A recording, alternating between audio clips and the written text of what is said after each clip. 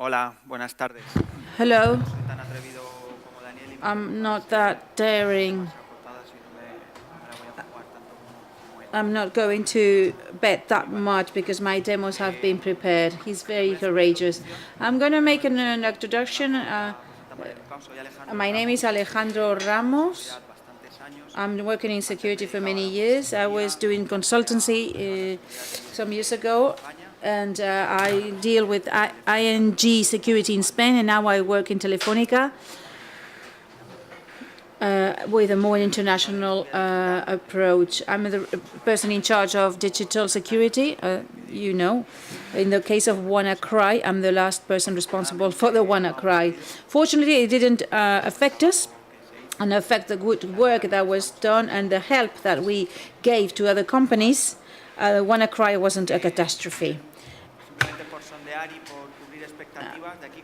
How many people have done hacking in the past? You can leave now. You're not going to learn anything new. This is an introduction. I'm going to change the new paradigm of what has been doing traditionally in the world of hacking. This has evolved, and all the hacking teams are evolving. And now we have new approaches. If you have hacking experience, if you work in CTFs, I'm not going to teach you anything new. But you are welcome, and you can stay. And if you don't know this world, if you come from system administration or development, or if you are curious, this is your place. I'm going to talk about intrusion tests, what is being done now in industry, and there's a change towards RedTeam. 4 to 5 years ago, this RedTeam approach started. Intrusion test. Intrusion, it's a type of project that is bought to assess the security in a company by simulating the attack by an intruder from a very specific place in the organization. Why? To check the impact of having a vulnerability. When a CEO of a company doesn't understand why he or she needs to patch, well, it's better to have an exploited vulnerability that you've tested, you have a database. It's for a CEO or for people in the management and companies. This is very practical to show that security events can happen. Of course, another consequence is to know that WannaCries can be all around. But we need to do a previous step to prevent that. In an ideal world, intrusion tests are used to identify unknown vulnerabilities. I have products, I have services, I have developments at home, and I want to know if those developments are well done. Vulnerabilities in deployed products, for instance, Docker. Security in Docker, many people see it, but if I develop my own application, there are more probabilities to have a vulnerability. Motivations. There are several in intrusion tests. Sometimes we do it as a legal requirement. Some organizations demand and require you to do the intrusion test. Visa, MasterCard. If you want to work in your store with a credit card, you have to have a qualified company certified by us, doing a hacking to your store to show where your vulnerabilities are. So there are agreements, so you have to be audited. We can refer to the data protection laws, and sometimes there is the requirement to make hackings of this type. From my responsibility as the head of security, this is a leverage to launch other projects. I do the ethic hacking and demonstrate that the network is not segmented because somebody had access through VPN and got to production. We have to reach conclusions, but there's a firewall that is missing, there's no segmenting, controls are missing. This is a leverage to know what is failing and later on to implement the solution. The origin of these intrusion tests, external, somebody from his lab or his office somebody that says that he or she is an employee, somebody connecting through VPN, through wireless networks. We can simulate a lot of things. And here, we are closer to RedTeam. Danny was daring with his demos, and I've done this already. Here, videos of people talking. It's not even my videos. Out of the information that I process, I keep the parts that are more interesting in the last few years. I wanted to show you the most relevant people in security. This is not videos on YouTube just explaining anything. I put some excerpts, short fragments of videos. They're very relevant. And this is good for explaining. It's not just me, Mr. Ramos, the WannaCry guy in Telefonica. It's many other people will say the same as me, because it's true. The first is Bruce Schneier, the CTO of a company bought by IBM. He's the Chuck Norris of security. He's very well known. And this talk, well, it's 2 to 3 minutes long. He was explaining for 10 minutes what happened to Sony, and I put this part out when Sony was hacked because of the Korean film, and he makes a reflection on that. So I cut this part when he tells about Sony, the timeline, and then I leave this part so that you can listen to him.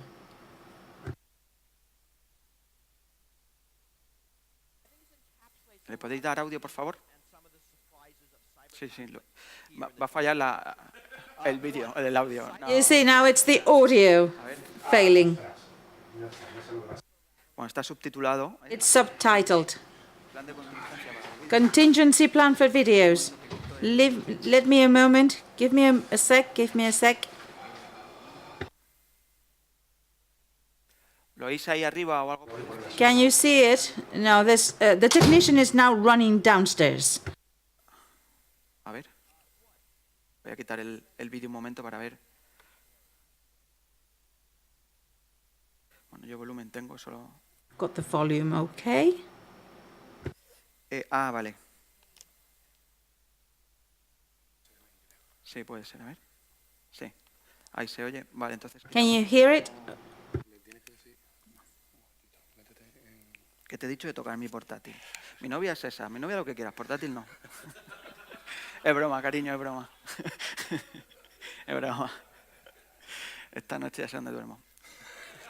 A ver, dime. Sí.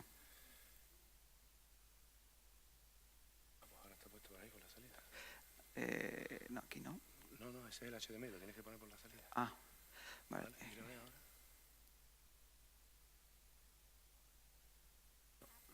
¿Sois vosotros? Sí, soy yo.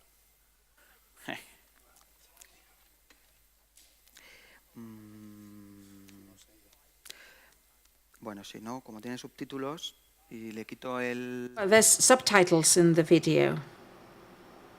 Con el microfonillo... mira, le pongo esto así al...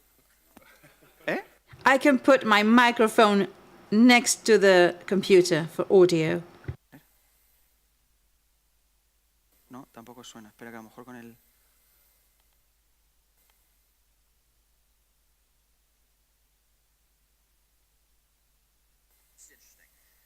Pues...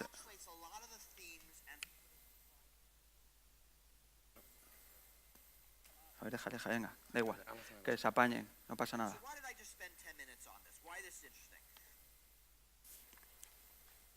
Uf. Con esta luz, además, es que a lo mejor nivel los... You can't even see the subtitles because there's a very dim light. I know what you feel, Danny. I was very happy. ¿Lo veis? Can you see it?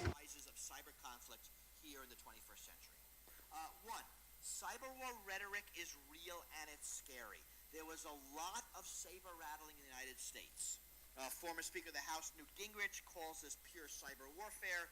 Senator John McCain, a manifestation of a new form of warfare. A lot of war talk, and this really skewed debates. And I think we have to be careful about it. Two, the target was not critical infrastructure. Está hablando de que lo de Sony no era una infraestructura Well, crítica. it wasn't a critical infrastructure in Sony when they got attacked. Dice, primer ciberataque The first cyber attack this big to a movie company. The objective here wasn't theft, right? Most of our cyber threats involve theft. Either it's theft of credit card numbers and stuff that can be monetized, or it's IP theft. And here, the objective was, I don't know, coercion, or embarrassment, or just pure damage. Not the sort of threat we tend to worry about. We're all vulnerable to this sort of thing. I mean, fundamentally, I don't believe that any of us could have withstood this sort of attack by this sort of adversary. And I think of attackers along two axes, skill and focus. Esto es importante. This is important, skill and focus. That's the background radiation, the internet, the stuff that everything out there on the show floor deals with. Right, high skill, low focus. Think of those as your zero-day exploits, identity theft attacks. Right, things like the target breach, all the massive credit card breaches. Doesn't matter who the target is. What matters is it's somebody they have a big block of credit card numbers. Right, low skill, high focus. That's a targeted attack. What this is a high-skill, high-focus attack. This is advanced persistent threat.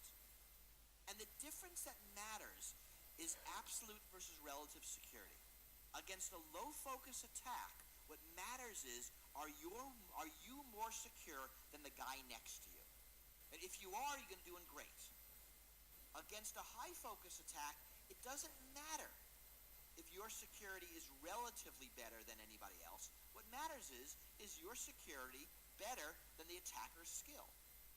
And you all know, if you know anybody who does pen testing for a living, a sufficiently skilled, motivated, funded attacker will never fail not to get in, right? We know this is true. And the question is, how do we deal with it? Bien, So why did I just spend 10 minutes on this? Why did básicamente, ¿qué ha dicho este buen señor? What did he say? Muy importante bajo mi punto de Under my viewpoint, it's very important. encontrado en internet. This, well, I found it in FCQ. We have different adversaries. We have adversaries with very low skill and low focus, occasional people. When you're going to rob a car and then you're trying to know there's a door open. So very low skill and low focus. But the guy wanting to rob a Lamborghini, he's waiting for a Lamborghini, and there's a focus there and skill behind. So he says the type of adversary has changed. We have the occasional with low skill, low focus, and then those who are after us. And those who go after us, we people in security, we know that the person with skill and focus, if he or she goes after us, they're going to succeed. The probabilities that these people will succeed are very high, because it's very easy to find a hole. And because you need to protect yourself, you need to block thousands of holes. He speaks about the new paradigm of the targeted attacks. You might be faster than your neighbor, but it's not enough. When I worked in the bank, people said, I don't want to be the most secure. I want to be more secure than you. So if anybody wants to rob a bank, they're not going to rob my bank, but yours. So I need to be faster than you. So it's about speed. You have to run faster, okay? With targeted attacks, it doesn't work anymore, because they just don't want to rob anyone, they want to rob you. So the paradigm changes when you're not defending yourself, because it's not good to be faster than your competitor. You have to be protected. This paradigm is the RedTeam concept. Microsoft has a very good definition. It's there. It's a group of full-time staff within a company that focuses on breaching client infrastructure. With a team of hackers, it's ethical hackers, but with a clear target. We know they're going to do it. We know it because Microsoft says that what is the mean time to compromise? How long? 10 minutes? Half an hour? 2 days, it's a lot. 10 minutes, half an hour, or 5 hours. That's the average time to compromise. It's the time it takes me to murder you. And we need to reflect on this. Average time to escalate privileges. Once I get in the hole, how long it takes me to escalate privileges. So time to privilege escalation. It's very complex. So you know that you're going to be a victim to your vulnerabilities. Another video is by Alex Stammers, CSO of Facebook. He speaks about the need. He explains what is this 360 red team paradigm. It's very fashionable now. Of the U.S. election, you said the name of the country, which I'm not allowed to do, according to our lawyers, but Le están preguntando por... He's been asked about the fake news in Facebook. and that's actually happened in other places too. We've seen that in France. There's activity in Germany, and there's actually activity all around the world trying to mess with people's elections. So that's the kind of thing that is a new problem for us. And one of the great parts about our job, in my job, is I get to deal. That's a great look. Yeah. One of the great parts of my job is I get to work on these security problems that nobody's ever seen before. Countries trying to manipulate millions or hundreds of millions of people to change elections is the kind of security problem that nobody's had to deal with before. And so there's no book you can read, and there's no class you can go to. We just have to kind of figure it out as we go along, and that's what we're doing. We had to spin up an entire team whose job it is to study that. And that team had some kind of traditional nerds, people like me who went to a computer science or electrical engineering degrees, but we also have a lot of interesting people who do different things. So the woman who runs that team, her name's Jen, she has an undergraduate degree in foreign relations, and she went a master's degree from a famous school that teaches about foreign relations and international service, and then she learned the computer stuff later. We have people who have language skills and all the different languages we have to deal with. We have people with sociology degrees, and so one of the neat things about security is it's not just about hacking computers in a super technical way. Security is becoming the study of all of the different things that you can do with technology that can cause harm. And I think that's a super important thing, and I think that's also really exciting for young people because there's all kinds of new things you're going to have to deal with. And honestly, I can't predict in 15, 20 years when you guys are in the workforce what the kind of problems are going to be that you're going to deal with. So anyway, anybody have any questions about what we do or what's going on? Esto fue en DEF CON. This was in DEF CON when he was asked about the fake news, and he says, well, this is the typical problem that we didn't know we were going to face because we got a platform, but the uses given to those platforms we don't know, we can't guess before they happen. It's about intelligence. Javier spoke about cyber intelligence. I set up a social media, and I don't know that there's a government that is my adversary trying to do political campaigns on my platform. So we need to have people that not only do exploits, reversing, and lots of hackings.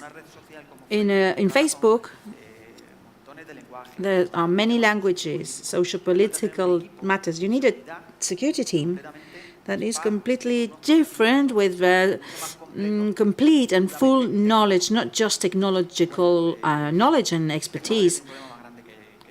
And this guy has a bigger problem than me. So we have a varied team.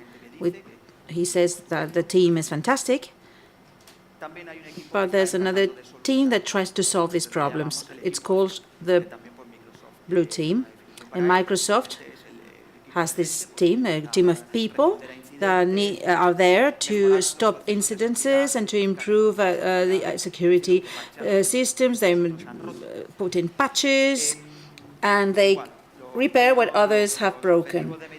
The measuring goals are the mean time to detect. So we do assume that this has happened. How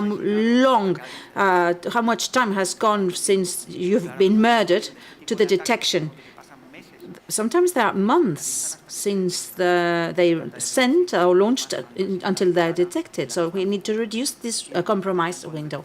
And then meantime to recovery. You need to detect it, and then to recover and reestablish the service, to delete all the events, etc. Why talking about this catastrophic mentality? It's about assuming breach. We've lost the war. These people will get in. Let's assume that they're inside. Now, let's look for them. So I'll be alert. I can't put walls so that nobody gets in. So I'm trying to open all the doors in my house to see where are my cupboards, where are the corpses, the cats, etc. I'm looking inside to see where they've got in. We don't know where they got in, how much time do I need to recover? And then I need to improve so that this doesn't happen again. Something that is very difficult to explain for younger people doing hacking is that the purpose is not to break, it's to train those who repair. If you do your hacking activities, well, I interviewed people. I want to come to my team and I just want to break things. I don't want to repair. I don't want to fix anything. This doesn't appeal to me. What is fun, it's to destroy, to break things. But if we compare this to boxing, the red team is the sparring partner.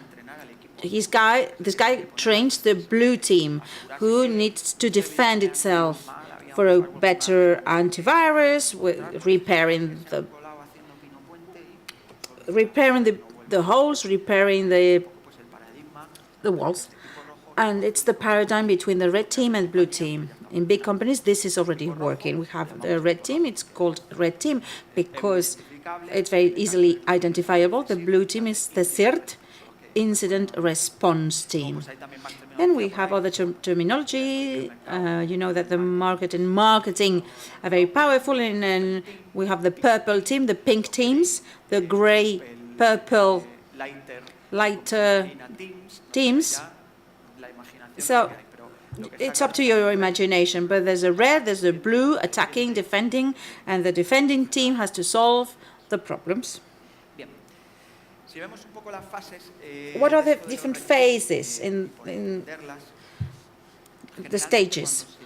Generally, when you propose a service and not a project, you hire a team, or your company, you have your own team, and they can launch persistent attacks. Your hacks, you're Trojanized, and they stay there. They're latent, they're dormant, they recover information, and they don't warn the blue team. One of the KPIs knows how much time we need to detect it. It's useless. But this can last a lot of time. First, the red team, what does it do? Well, identifying the risk scenarios. We're talking about ethic hacking. Well, let's attack the internet. Let's see the surface.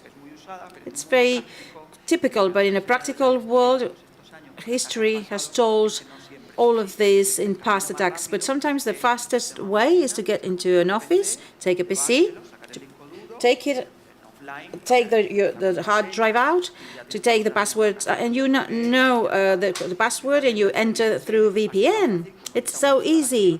It's like going to an empty installation facility with no control, and you take the hard drive and you get the password out of the hard drive. It's easy. This type of scenarios are more complex. Maybe this is one of the most traditional ones, especially by the physical security people. What do we see now? Providers attacks. Instead of attacking my specific target, I see what are the typical or the usual suppliers, and then I attack the suppliers. And through the suppliers, I can get in. But then my supplier had to sign that this is going to be done. These scenarios are then organized in such a way. The final goal is to look for the costless and scenario and the most effective way of doing that. I'm not going to get to a vulnerability board in the black market for 3 million euros and then it's going to be detected, it's going to be published and you lose it. You can use it very few times and it's too expensive. They try not to be detected. So it has to be very specific. They have to be noiseless. We're talking about adversaries that are not opportunistic. They don't want to open all the doors. They just want to see if you close the door or not. And if you're not closing the door, then you will use that door. The less complex from the technology point of view, persistent, and they should allow to assess the lack of control. I explained how you get physically to a facility and to take a computer. There's no physical control when you steal a PC, or maybe when there's no encryption in this computer. In Telefonica,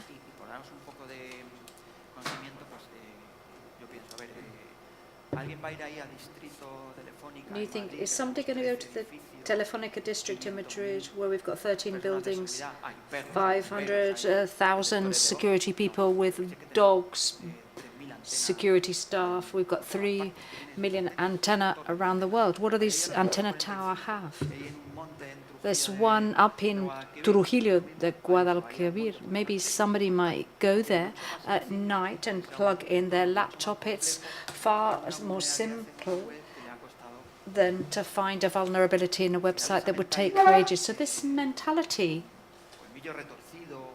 these warped minds, these people that are used to hacking, they think about these things.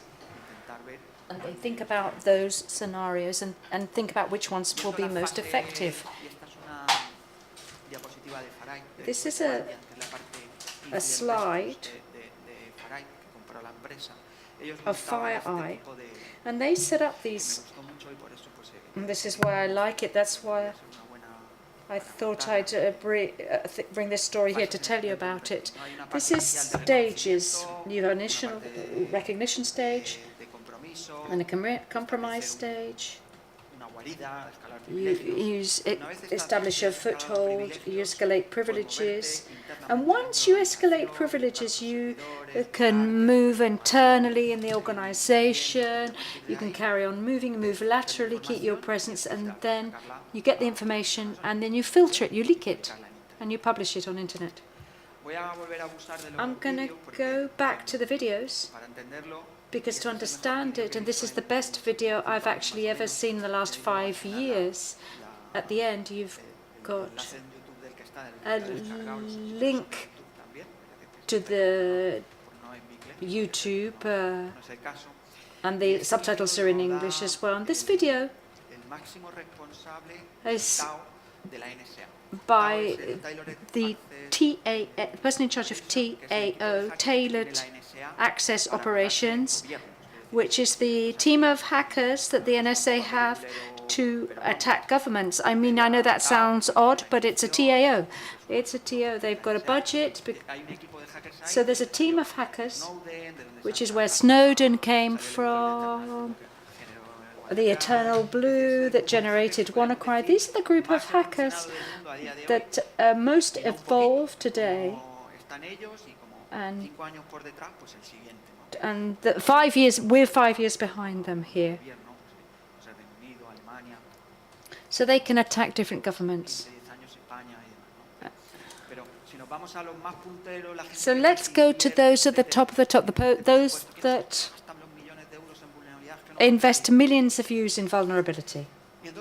So I think as a result of everything that happened with NSA and TAO, this guy decided to give a talk on TED, which lasts for 45 minutes, and the 45 minutes are well worth listening to every month. They're very inspiring.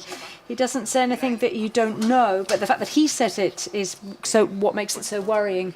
So I recognize you watch this video, so let's just play a few snippets.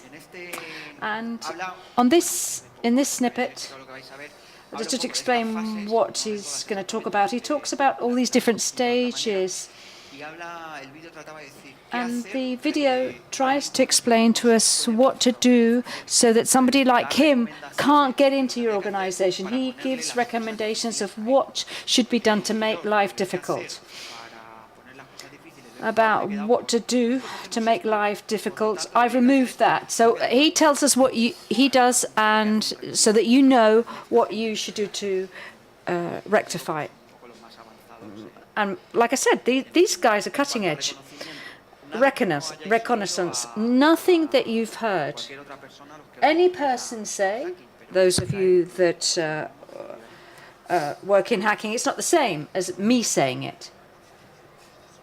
Phase. Somebody's got to go out and understand the target. It starts with simple things like scanning. Go out and physically scan the actual target.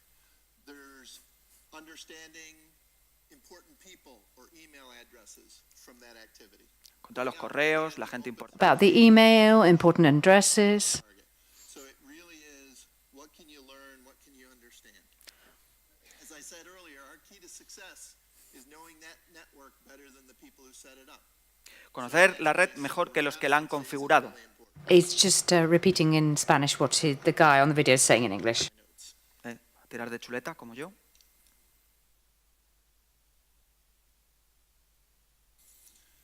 So another key point inside this, you know the technologies you intended to use in that network. We know the technologies that are actually in use in that network. Subtle difference. Did you catch that? You know what you intended to use. We know what's actually in use inside there. So when we look at that, we will learn the security functionality of the devices inside that network. We'll study them, understand them, find the vulnerabilities. In fact, we've got people who will know the security functionalities of those devices better than the people who develop the actual device, right? So they won't know the whole product. They won't know every feature that those developers had, but they'll understand the security technologies and they'll bring that expertise at a very, very deep level.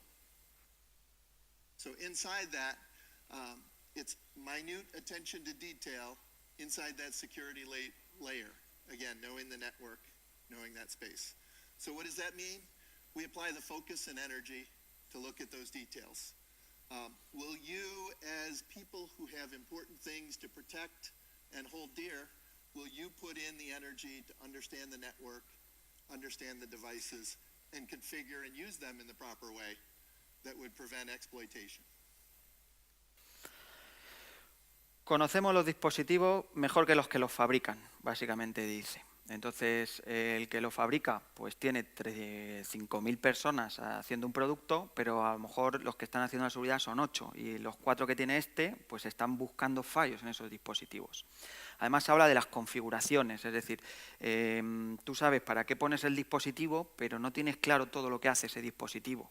Yo, en cambio, desde fuera, puedo ver qué más cosas hace que a lo mejor tú no sabes que estás haciendo simplemente por poner un dispositivo. You're doing it's just we're putting the device on. So this level of knowledge is by no means simple. You don't acquire it in half an hour.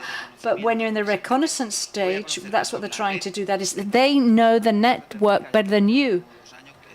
And in Telefonica, that's really hard. I've been in Telefonica 2 years, but in small networks, any other sort of client or any other large company that doesn't have 200,000 IP addresses, it's really easy. You know the network, it's easy to monitor it, to see what its purpose is, what each thing does. And if we go to programs where you pay for vulnerabilities and what their latest reports are, you see that there are vulnerabilities which will say, oh, this had this, and it'll say server turned off, and that's because the person that's was searching for it knows it better than those that's got it, because the outsider knows the network better than you do, and this is something that happens. There's another bit of this video for this guy because he also says something very interesting. No. Es que es el mismo. Sorry, it's the same thing. Another say in this reconnaissance phase is figuring out about the network boundaries. So I talked earlier about, the things you intend to have in your network. We look for the things that are actually in your network. Well, that's becoming harder and harder these days as the network boundary gets more amorphous, gets more porous, or gets more inclusive of other things. Think about trends like bring your own devices, Internet of Things, work from home access.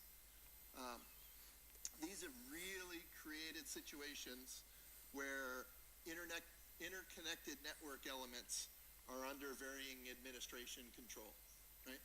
I even see the case where leased facilities come with a leased network that is under the control of that physical location and trusted and interconnected to your domain. Right? So think about the things that are now a component of your domain, your trust zone.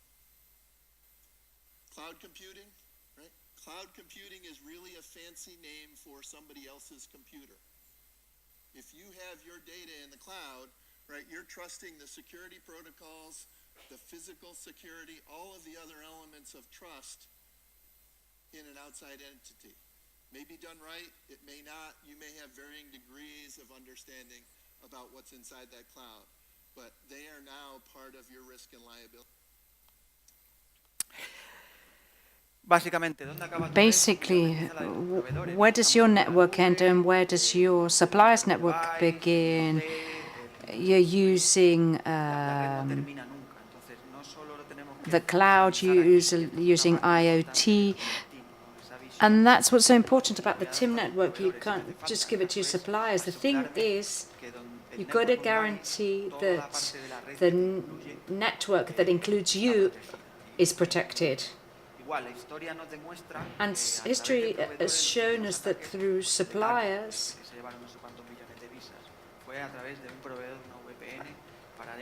was for a VPN provider. They're very protected because they've got a supplier, some VPN, that got attacked that way. This is something that he said about the reconnaissance stage. I'm not going to go into this in more depth because the reconnaissance stage is what we've spoken about all our years.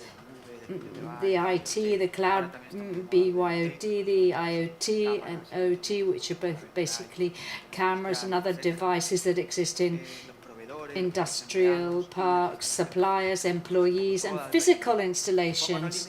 And I say there's no limits because at the end of the day, it's whatever you can think of in the end when you start to study, depending upon what sector you're working in. You know that you're going to be able to find another attack surface that you hadn't think about. You've got to know about the business, what the business does. It may, if it's a messenger company or TPVs, it doesn't matter. There are millions of things. So when I say no limits, what I mean is anything that your imagination can think of.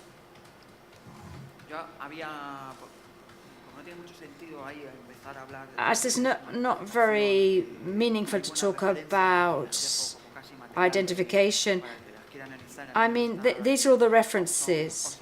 I like the awesome OSINT list. What it does is it has a whole list of third parties based on names, IPs, physical locations, emails, where you can get information from.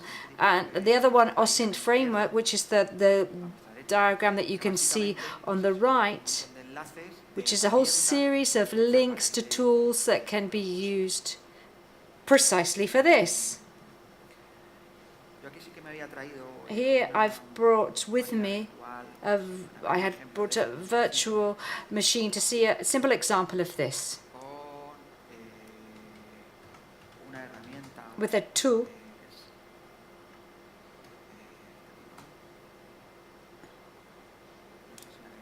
I don't know if you can see it. I'll try to make it a bit bigger. You're all silent out there, not saying anything.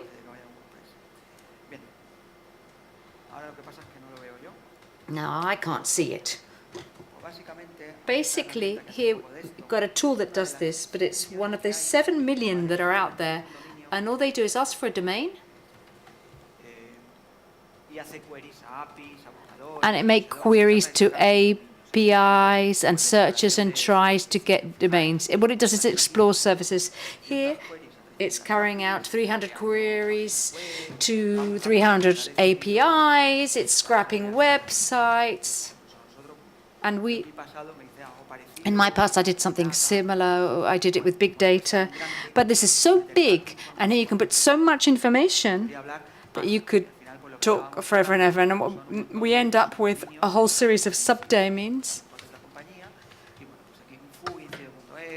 You can see all the different ones. So it gives you clues, and it collects information. There's another tool, which I'd also like to show you, because this is called a workshop, which what it does is it adds information from all different sources, and it makes a web server, and via the web you can manage a scan, which I launched last night, and I aborted it. And basically, what it does, it searches for all sorts of things, affiliated IPs, web contents, descriptions, cookies, DNS records, IPs, junk files. I don't know what it is, but they found junk files. If there's any INCIBEs in things that have been hacked, these are security tools that the community create and that allow you basically to generate these kinds of things. I can see here, that's cybercamp.es, and it scans, and depending on what we want, maybe we want to see footprint, we want to investigate the origin of a malware. So it's a well-known tool, one of the most well-developed recently. And although all these tools, and here it's got a start button, and you just click on it and it would start working. And just like all these tools, they end up confusing one thing with another, and you need to do it manually. If you're talking about a true persistent attack, it would never end. It could spend days, weeks, months. So you could take the time that you want. There you are. It's running. It's very slow. And basically, it produces a graph of what it finds. For the moment, nothing. Let's see one that's already been made.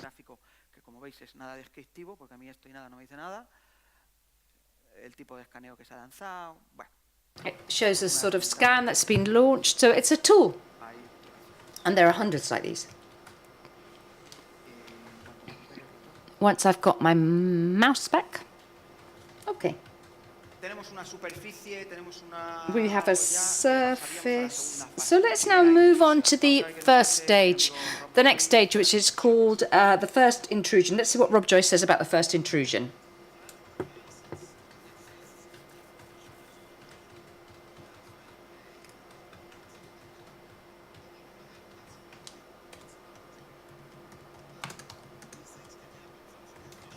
Spearfishing. Waterholing. Ahora hablamos de eso. Explotar una vulnerabilidad conocida. Exploit a known vulnerability.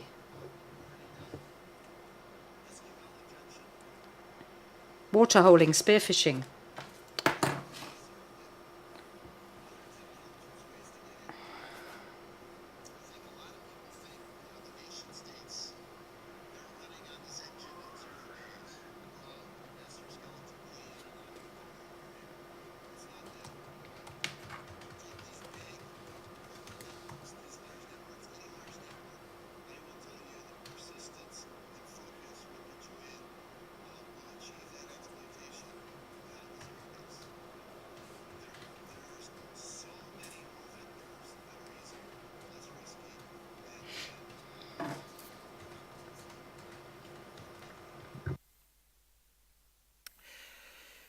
Bueno, pues lo dice bien clarinete. He said it quite clearly. Spearfishing, well-known vulnerabilities, and simple things like SQL injections. And he also says these 0 days isn't as common as you think it is, because you can use them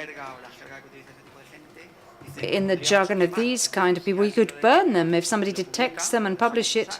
We stop using it. What they want are these 0 Ds, these vulnerabilities, when they've paid $1-2 million. They want to have them as protected as possible, and they don't want to launch them to 500 million targets that NSA may have. So the mentality is that it's not so complicated, and everything that we've learned from what CIA has published is that the tools that they had were to have spear phishing, or to look like something that the Koreans or the Russians do, or the Chinese. So let's make the tools, make them badly so that they don't look like they're ours. I know it's absurd, but that's what intelligence is like.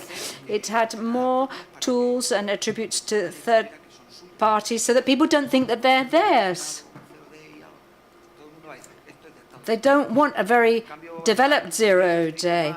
But if it's in badly written English, or it's compiled in Russian and Windows where they know metadata are left, the analysts think it's the Russians, and it's a lie. But there's some meaning behind what he's saying.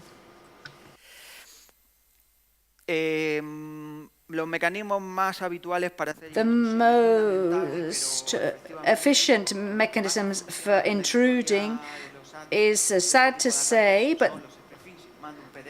but what really works is spearfishing, something that you just have to double click on, and people will do it. They'll click on it. It's what he said. It's the less risky. If somebody finds that, they click on it. It looks like it's a Korean competition, but it's the easiest way of doing things. Then they talk about Waterhole. Waterhole was a great name, but what it is set up a web with a vulnerability, and the person just connects that web. Waterhole comes from this anecdote. It's the name that they give to those puddles in the jungle where lions live, in the savannah. The lions wait near these watering holes until the other animals go there. So you put a vulnerability. You know that the target that you want to attack is going to visit it. That's a watering hole, so you just wait for them to connect. And you exploit a vulnerability in the browser. And then there are known and unknown vulnerabilities. When they talk about known vulnerabilities, they're talking about vulnerabilities that we know that they exist. That doesn't mean to say that there's a tool to exploit them. It doesn't mean to say there's a public exploit or an executable that you can just give an IP. They're talking about known vulnerabilities, that there's a patch or that they've been reported, but they've got people that says, remote codec execution, all the Microsoft bulletins, there are only 4 or 5, but there isn't a tool to exploit them all, because you've got to make that tool. You need the capacity to make that, and they've got people that can make it exploit. They can look at the patch, they can look at the difference of code, and then they exploit. What is a 0 day? That doesn't work because they're patches, but it's not something that's out on the street and everybody can use. Then they talk about 0 days, and that's where they have the jewel in the crown. These are vulnerabilities that only they know exist. Unless you happen to have layers, security or protection mechanisms, whatever. And then there's physical intrusions as well. And in the end, they're simple. What sort of tools do red teams use when you don't work for this gentleman? and you have to go to the market to buy something, or you got to go to open source tools. We've got Metasploit. There are others. They have also other framework to exploit vulnerabilities, and you pay and you can get them. What about public exploits, websites, engineering kits? You can do a phishing in a website that can make the task easier. Another thing that you see a lot of now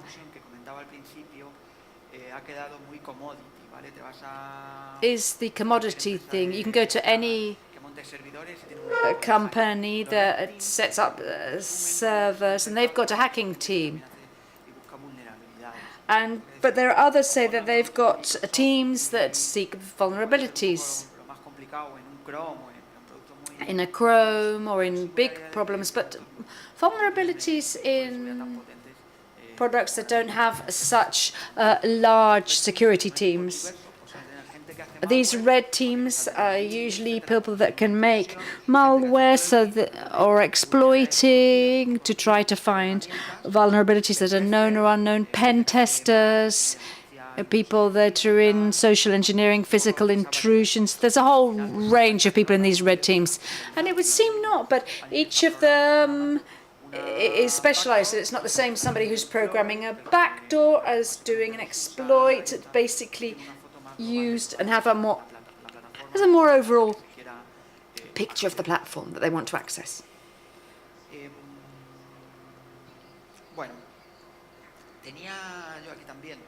Here I've got,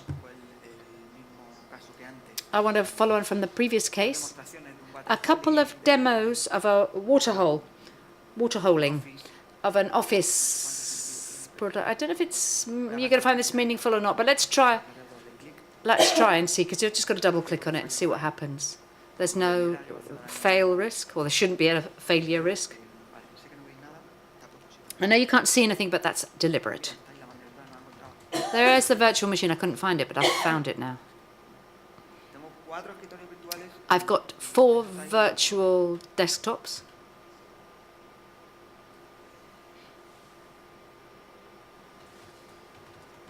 Bueno, esto es lo de antes. Cierro. Muy interesante.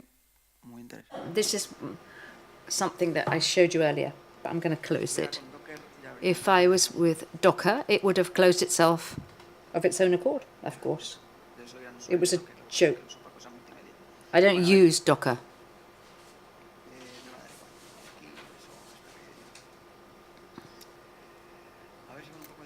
Let's hope with a little bit of luck. There we go. With just one command, which is meta exploit, I can see I'm going to generate a Word document, and I'm going to put a doc with a macro there, and I'm going to get it to connect to this IP address and to this port. I get it to run everything and then leave. Basically, this will create a word that's got a Trojan in it. So you don't have to be very sophisticated to make this. You can see it's generated it here, test.m. This is the document. I don't, if you can see the command. I'm not revealing the secret to Coca-Cola. That was what I wanted to show you. MS4 local, and this is the document that I'm gonna create now. I'm gonna copy it, I'm gonna send it to somebody. I'm gonna call it some payroll doc or interview, whatever, and I'll just send it via email. This is spearfishing. I send it by mail, and here I just leave the system ready for when this person double clicks the documents and freeze macros, that it'll take me to the computer. Let me access the computer. es este de aquí. It's this one. Que tiene aquí es una máquina de evaluación. This is the assessing machine. El documento. The document. Vamos a asumir que lo he copiado, lo he pegado, lo he copiado. So I máquinas virtuales, que se no sé qué, para arriba. copy paste, and copy paste. So it's been sent by email. Let's imagine it's got to the machine. We open the document. It's a perfect office, and we see that there's a warning there saying that's been created with a new office version, and the macros have to be activated to see the content.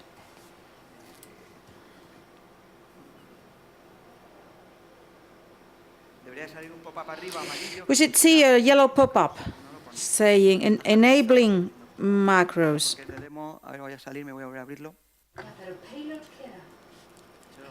So I copied it yesterday.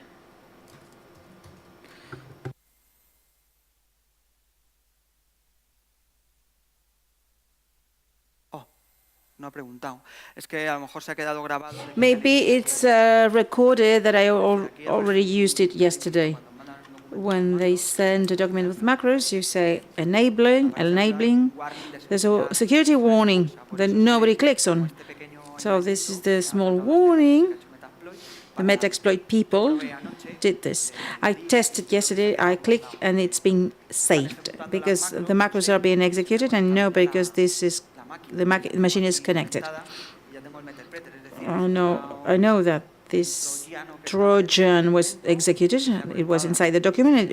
It's connected to the machine. In Linux, I could do an ls. We'll see what it's inside the machine. I could move around. I would be inside with the phishing, very simple. I could execute an UNC and see what the other machine is doing. This is de-injecting the DLL, and the connection is launched and everything is automated.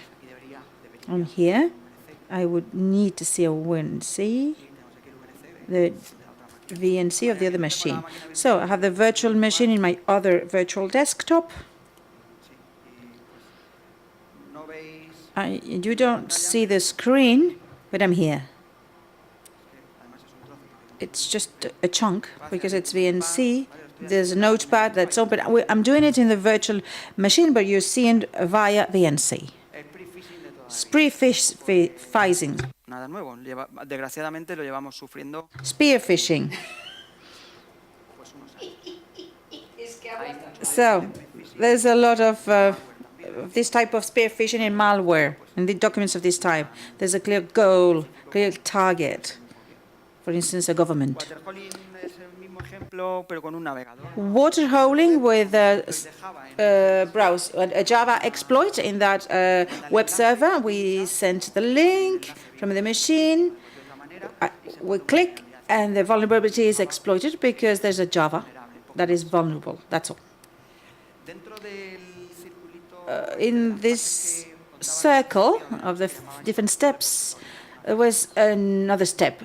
Establishing a repository. I don't know if it's a phase, but it exists. The bad guys, when he or she gets into a machine, they start to download the tools, the databases.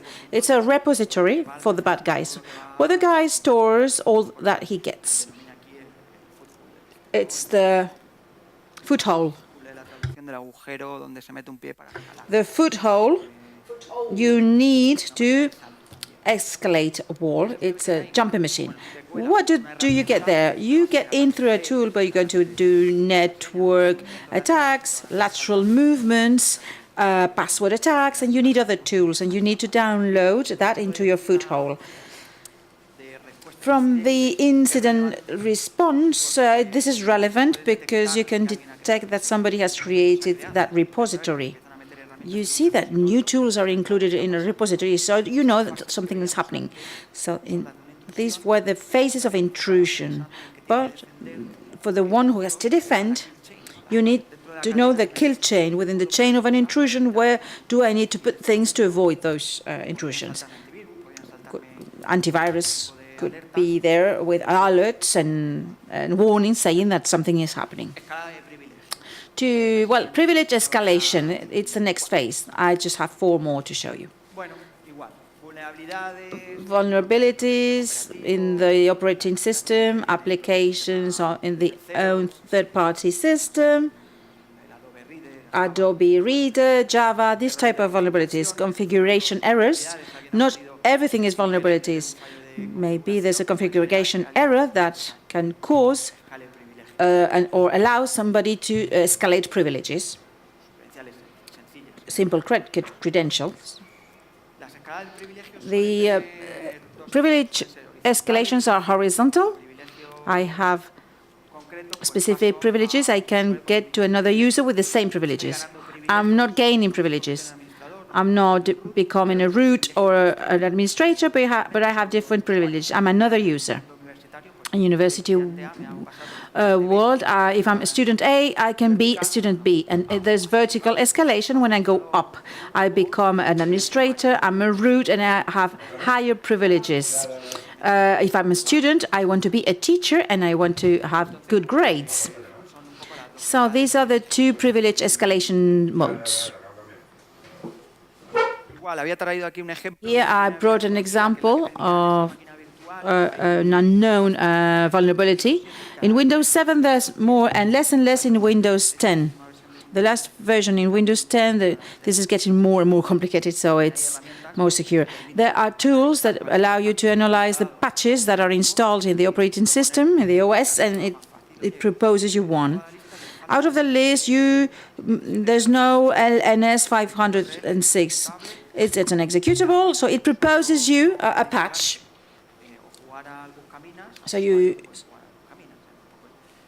So the goal is that you are protected with those patches. In Windows, well, the one I have I wouldn't like to have it installed. This is the VNC, yep.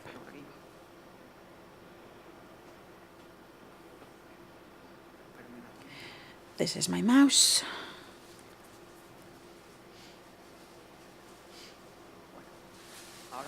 Now, there's a zoom on it. This is a user that has no privileges.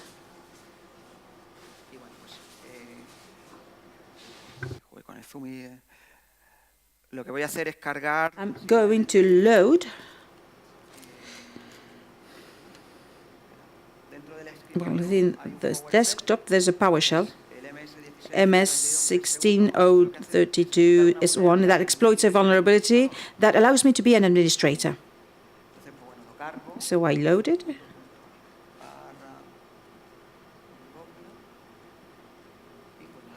And then I execute it.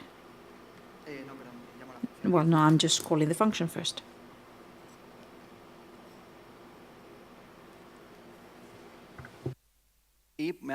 And there's a CMD opening here, and I escalated the privileges. It's easy. Well, of course, there's no antivirus. There's no patch. It's easy. But this happens, and we learn what happens when there are no patches. Every time I say the same joke, I hope that nobody is going to see this in streaming, people in my company. Well, these things happen. You execute the PowerShell, you escalate privileges, and from there on, you can continue to play. If this machine is a domain controller server that connects, for instance, to a workstation for a domain administrator, a key part of the network, it's dangerous. I executed 2 commands in the PowerShell. The PowerShell is in the internet. I download it. It's quite simple. So I'm saying a document with a macro. I execute a PowerShell, and now I become the administrator. And then I could put a sniffer, man in the middle. I can do a lot of things because I have no restricted privileges to operate in that machine because I'm an administrator now.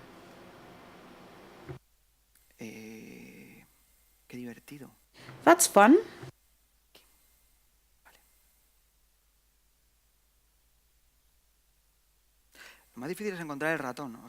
The most difficult part is to find the mouse.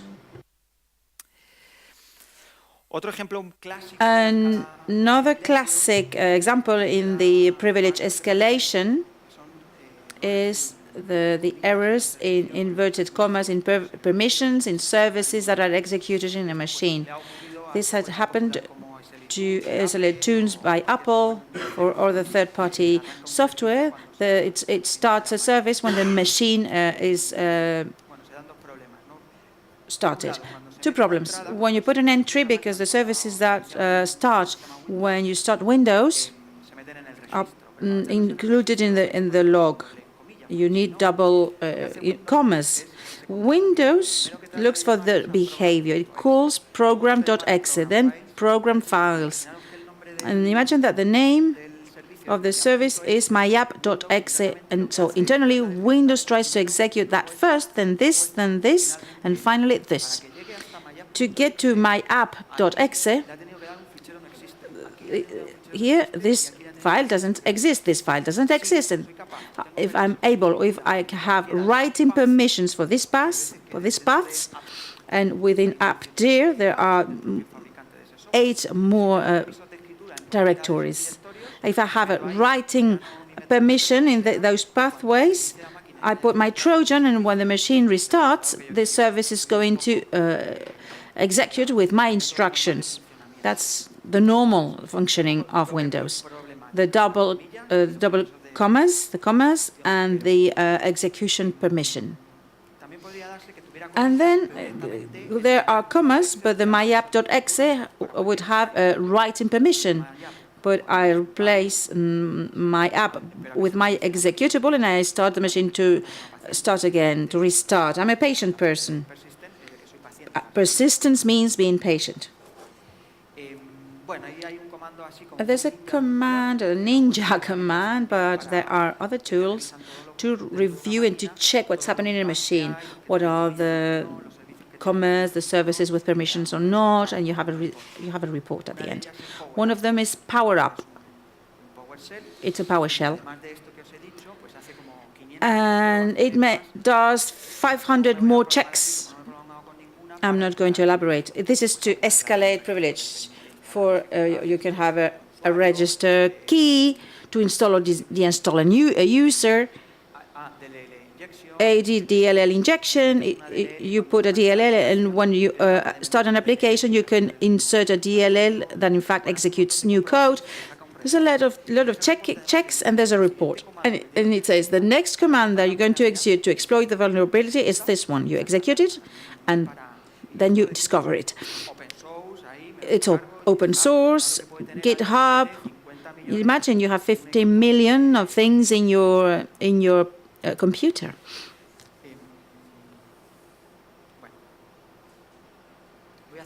Let's do the demo. Danny, I'll talk to you afterwards. I hope you're watching me. Let's see what happens in the demo. It's strange. I discovered that I have here 1, here 2, and here another 1. No, it's the same.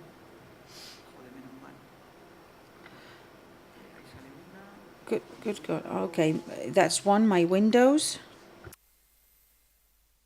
No, claro, es que siempre se me olvida, es que tengo que mover el ratón. I have to move my mouse. It's just here.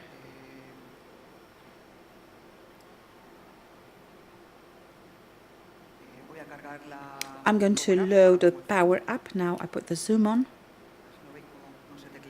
I don't know how to type.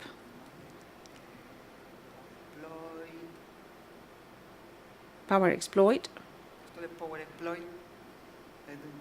This is a guy who's done a lot on PowerShell for RedTeams. He explores Active Directory, finding server, enumerating users or sessions. This is a very powerful tool. I'm just doing the privilege escalation part only.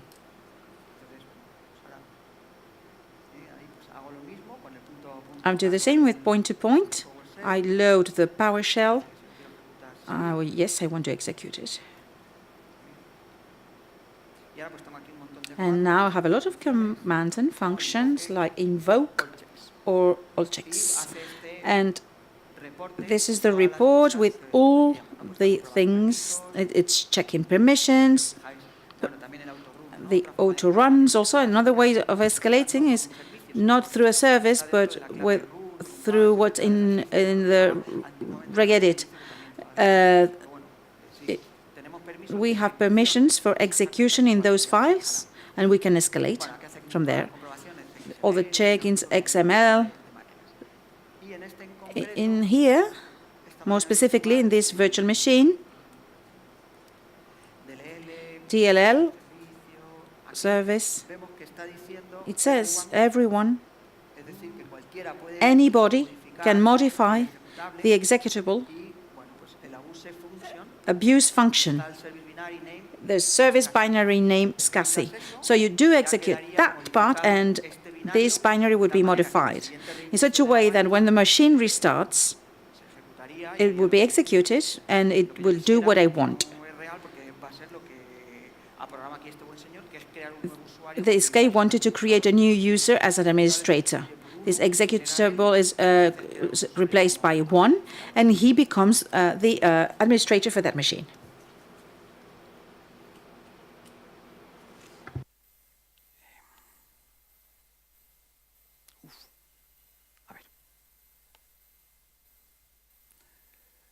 Vale. No sé muy bien, a ver. Es que claro, aquí hay un poquito de switch user. There's switch user. Vale. Yes. Vemos que hay dos. There are two, administrator and user. I go back to mine with unprivileged user. Poor guy. And then I execute the modification of the service. So net user, John, power 123, and that's the way I know that I'm here. This will start when the machine restarts. So we wait for 2 months, 1 week. We have another vulnerability in the hard drive, and the machine restarts again.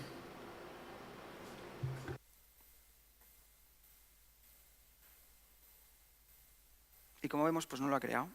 Sí, lo he llegado a ejecutar. Interesante. It's interesting because it didn't work, apparently. Maybe the service is going to execute when you do the logon. This is another vulnerable software. Let's see. No, it didn't create the other administrator. There's an error. But it's been executed, but nothing happened. How do I know? We don't know. Never mind. I tested it yesterday. I left a trace, but then I deleted the user by hand, and maybe it's not properly done. I don't know, but it should have worked.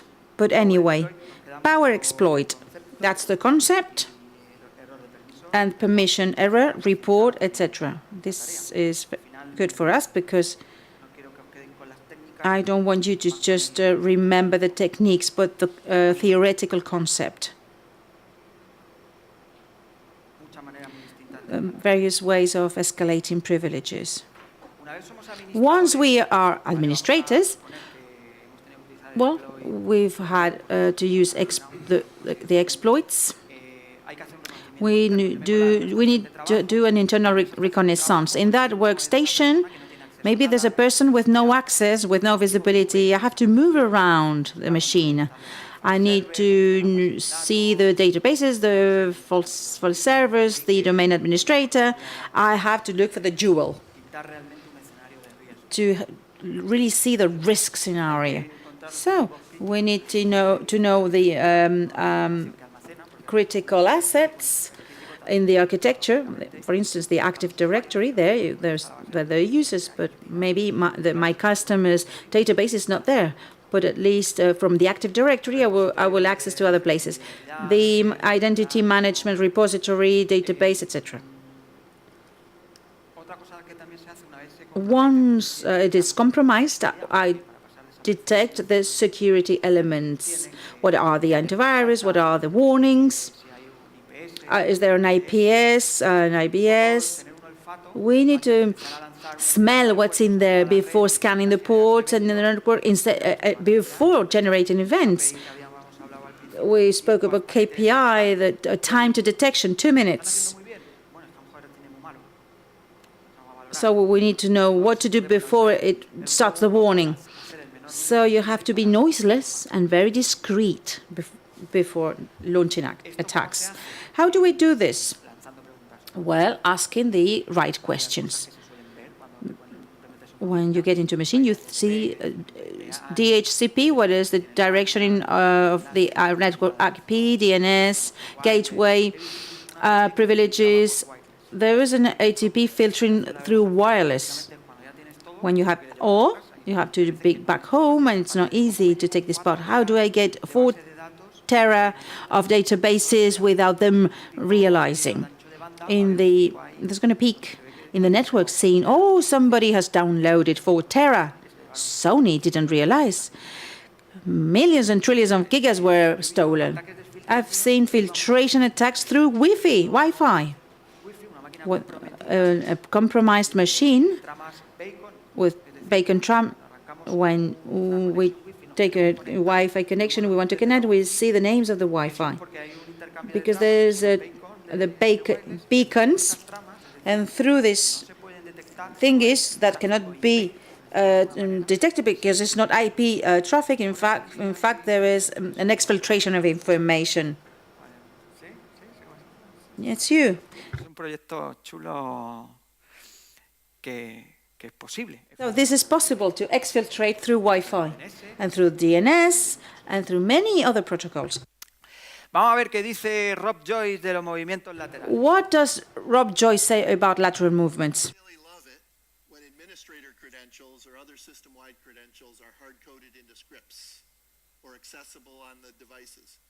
So I think people are starting to understand the pass-the-hash vulnerability, right? If you haven't learned about that, if you don't know what pass-the-hash is, go understand it. So that's something where you can get, a domain credential, and you can grab a credential and move laterally onto other machines and just pivot like mad throughout the network. So one of the key activities is really thinking about how you manage those capabilities so that you can protect against pass-the-hash.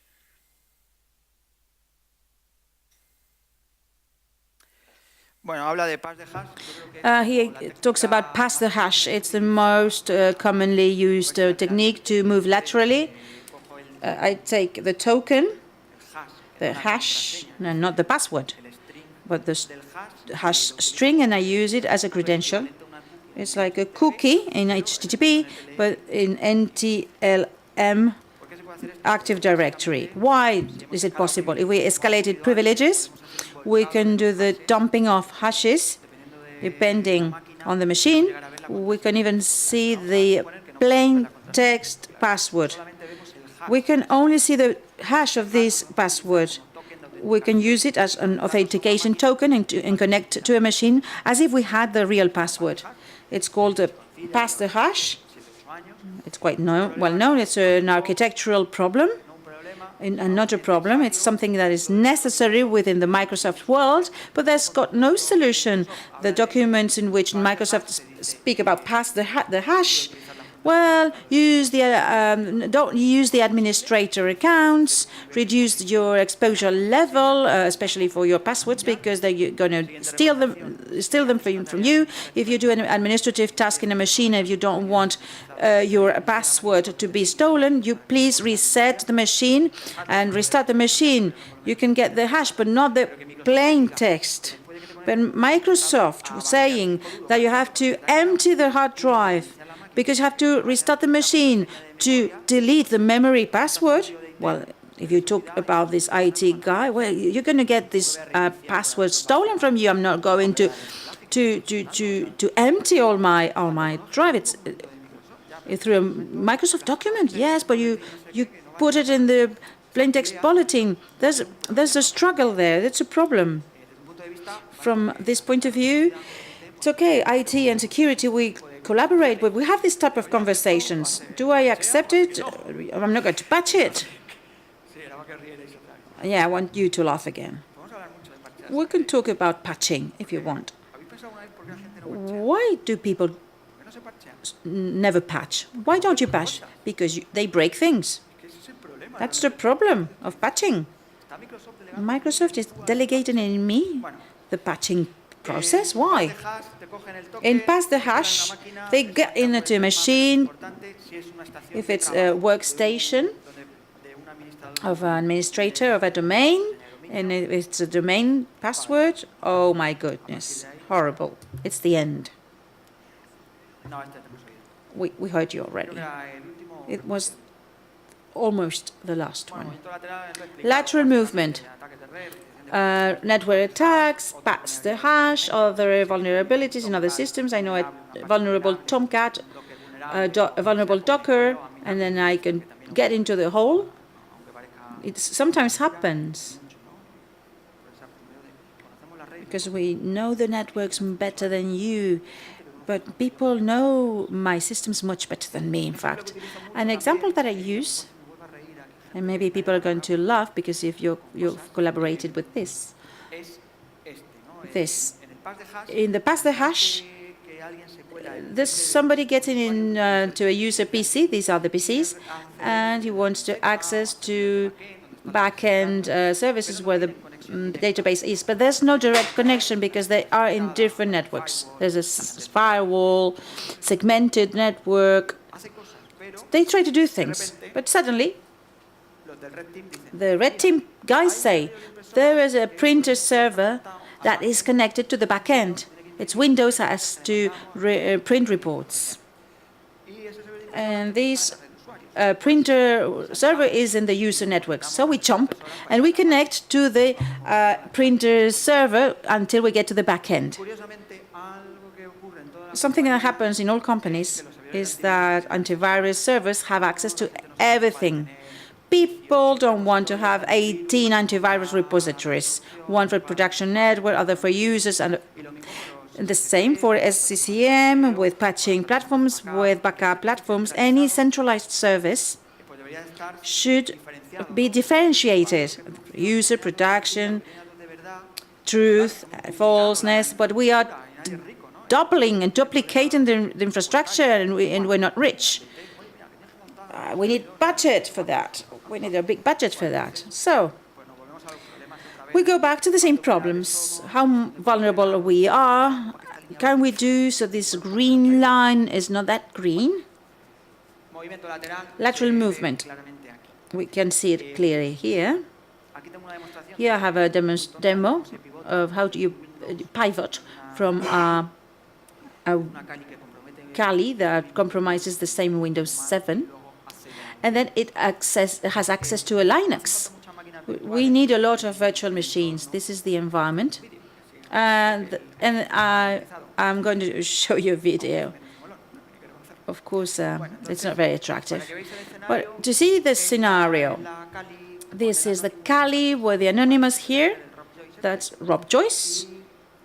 And the IP, he's going to hack, he's going to enter in this Windows 7 with a stupid vulnerability. This Windows 7 has two interfaces. It's a case of the printer server. So two interfaces, one for production and one for users. And this is a Linux in another network. From Kali, I would never access the Linux because the IP redirection has protocols that I cannot avoid. So this is the video where we can see what happens. I'm going to tell you what it says.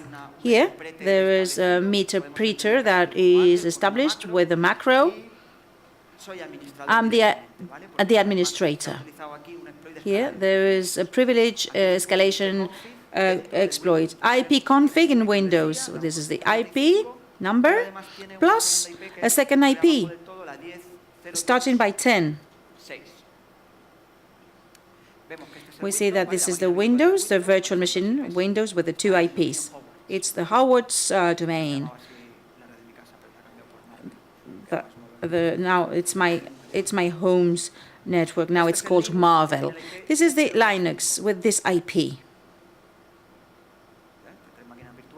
3 virtual machines.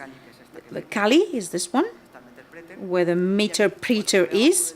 And here it is executing a script to do a check from the Windows machine to the network, not from the Kali. I'm an intruder. I don't know what the IPs are on the other side. Who's seeing what happens in the Windows 7? It sends pins to all the Class C, and it looks for machines there. Linux gateway, I don't know, the broadcast IP, something that responds to a ping. This is the accelerated video because normally it's very slow, and now it continues. Doesn't do the scanning.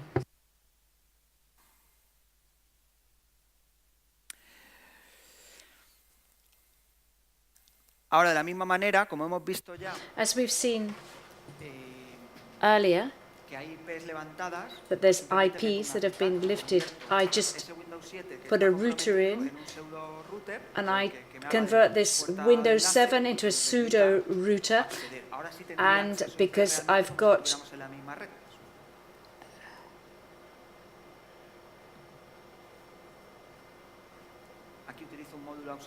a gateway, I can get in here. This is exploit, and I can do an STP.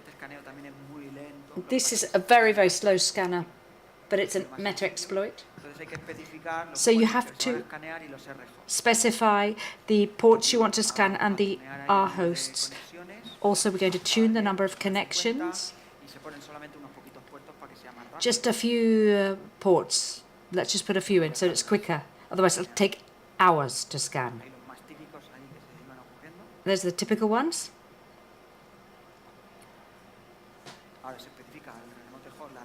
Then it specifies the network or specific IP, number 5.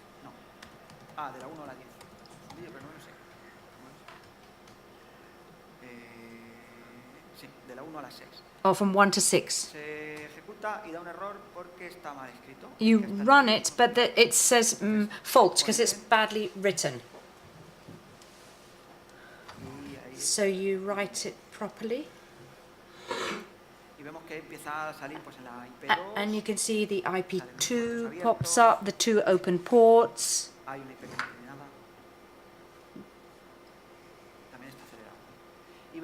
And here you can see that 2.5 has a whole series of things that are open, and that's Linux.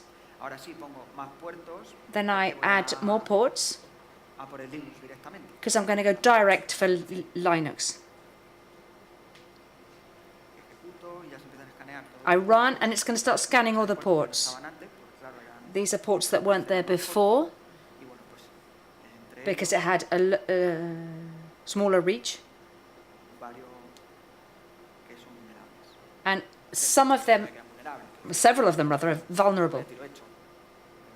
I knew that they were vulnerable because I'm just trying to show you here how it would pivot within a network. It's a service which is vulnerable. Linux, it can really be meta-exploited.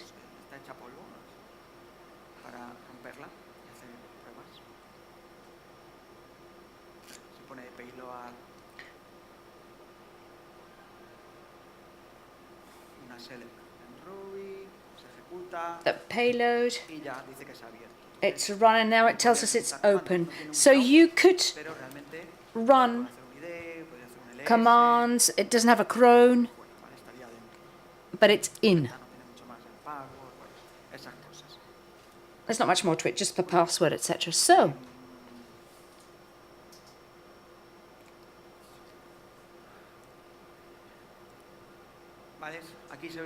here you can see exactly the movement. We used Windows 7, and for Linux, we've routed traffic via Windows 7 to attack Linux. That's the scenario.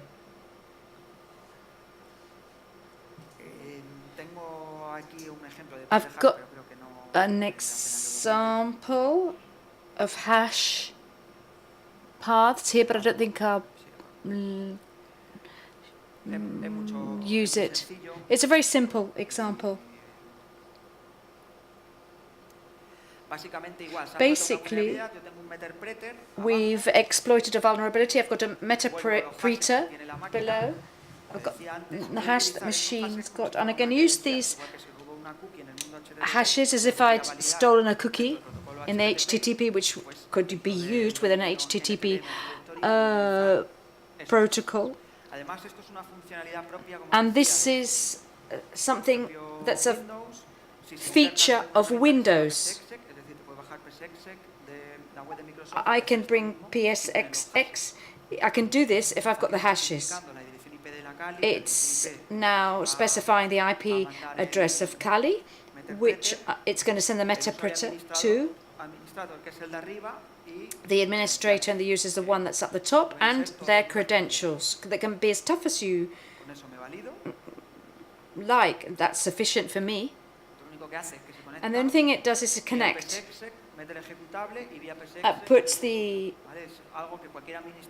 thing that you can run, and you can do this just for automatic tasks. You can just say, okay, let's have PSX. And you say, no, no, no, I've got 4 processes.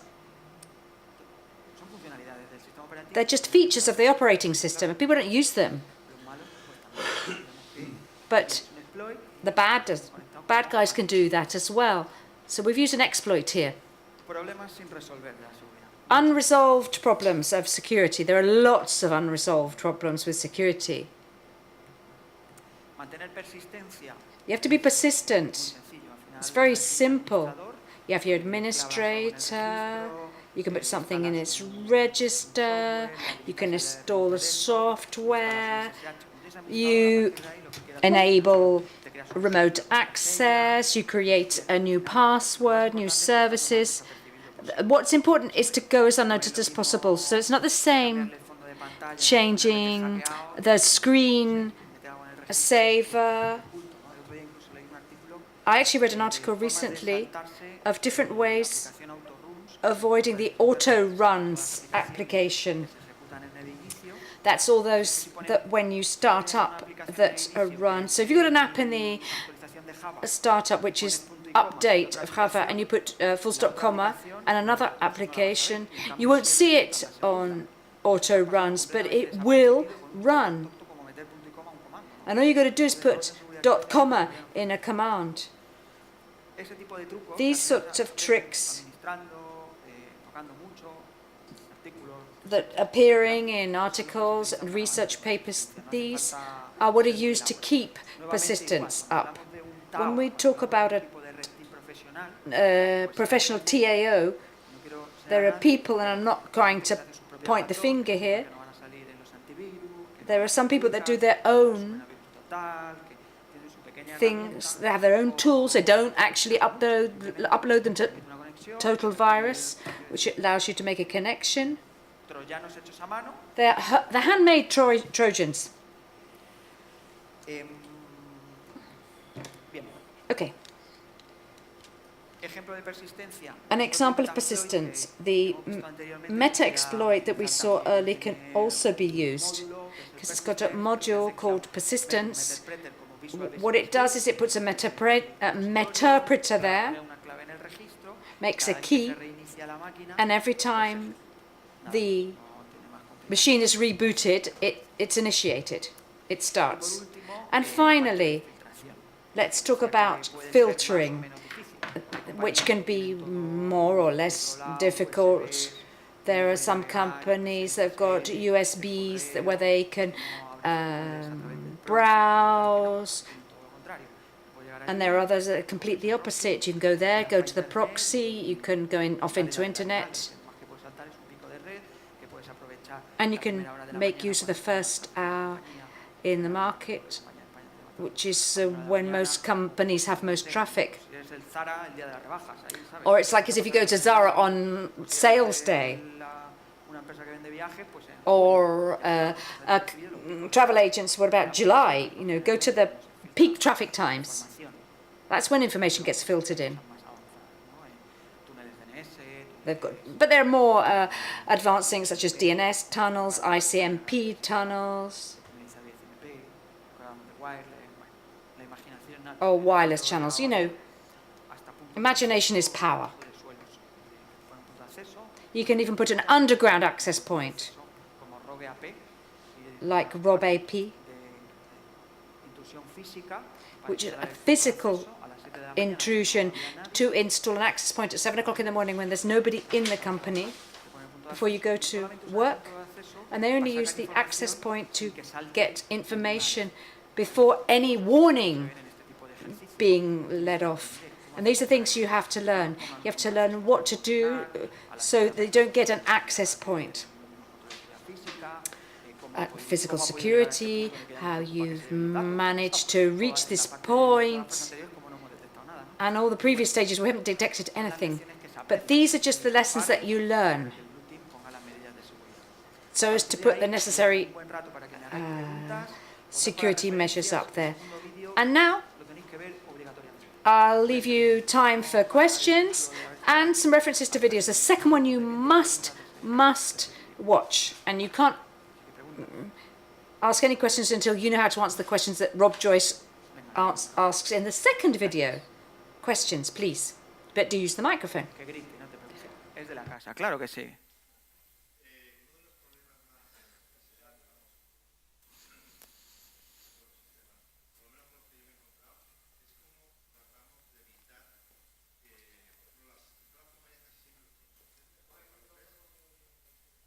El público, sí, perdonad. Okay. You public that are online. The other talks were really good.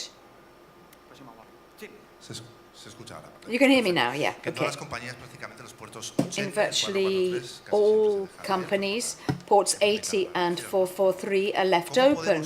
How can we avoid somebody creating a reverse tunnel from a machine they've got at home when they go home, you know, to do something? How can we avoid that happening? Well, it really depends on the type of tunnel. I'd be a little bit more conservative when I would say that everybody leaves the 80 or 443 open, because I'd actually say that in the proxy we only use whitelists. For example, if you're talking about doctors, press, or banks, there you can browse. Everything else is forbidden. But there's somebody there, somebody in the PC that's going to just try to browse that. We're Spanish. When I go and have a coffee or watch YouTube, I always complain. So it's something that, if we were going to be practical, something that only can be done in environments where the security levels are so controlled that you can actually demand this kind of radical measure. And I've done this. Before we had URLs. And what happened? There was a list of 500 URLs that were hand managed. Or you wanted to see the ABC or whatever. But webs aren't URLs. If you go to web, they'll do all sorts of gets. And that works. People look at the web as if it's... They're looking at WAP in the 90s. They'd see the text and they'd want all the lists. The proxies, the categories, and all sorts of things. And that also failed, but they wanted to see things, so it really is complicated. Next thing, specific tunnels. Okay, specific tunnels that break the SSLs. You can break SSLs if you're not going to end up in prison. The Data Protection Act, I know it's a bit of an exaggeration.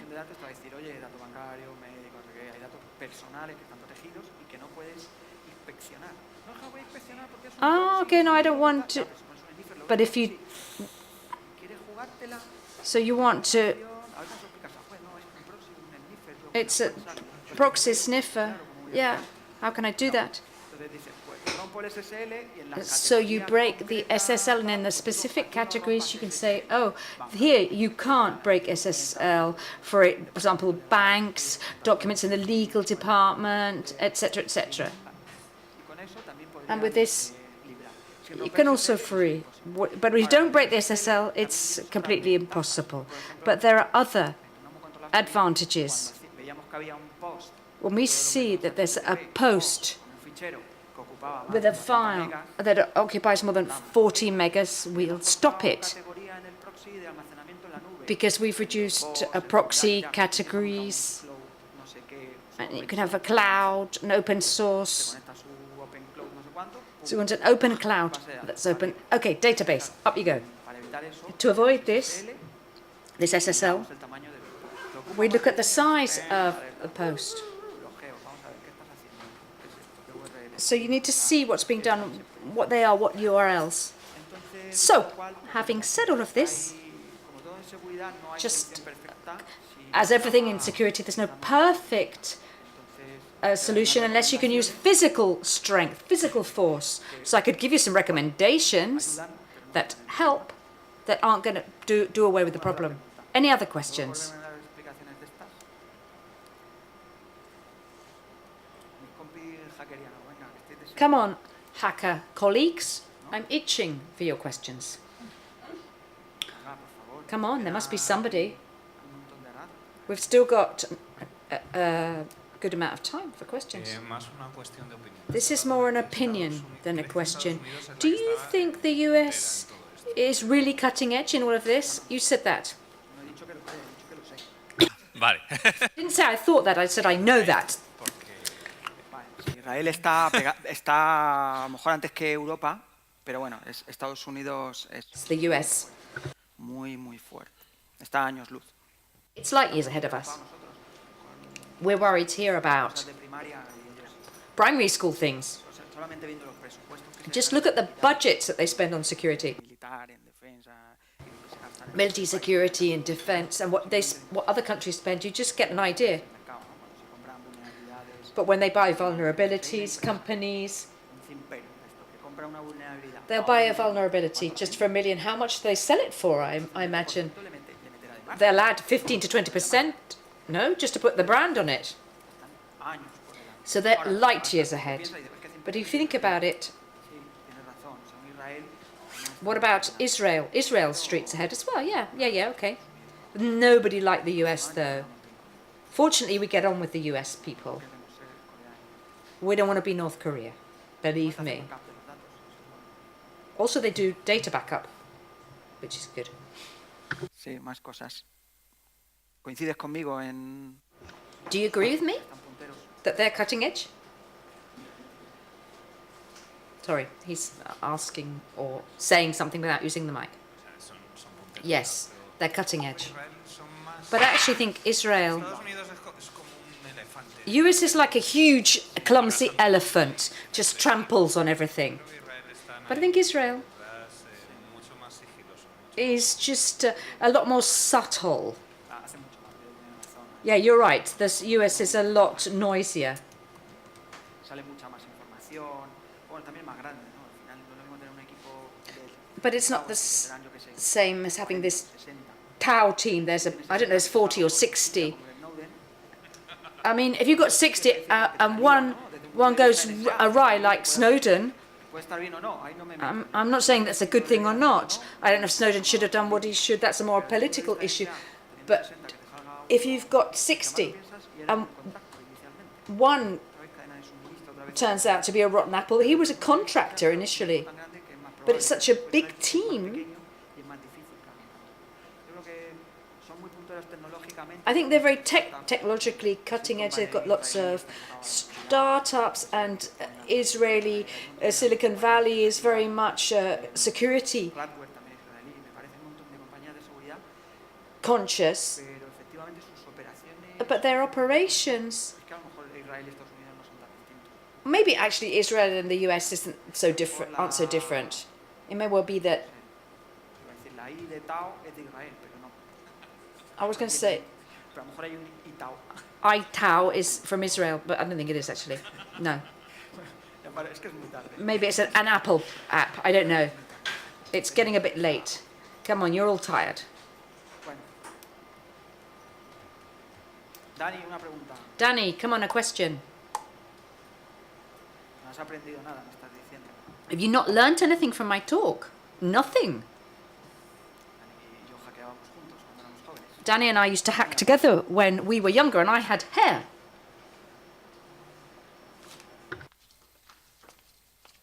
¿Estás subiendo para alguien? Ah, qué bien. Ah, you're taking the microphone up to somebody who wants to ask a question. Hello. It's a general question. Would it be worthwhile to carry on using Windows? I mean, should we bother with Windows? My personal opinion is the following. Yes. No.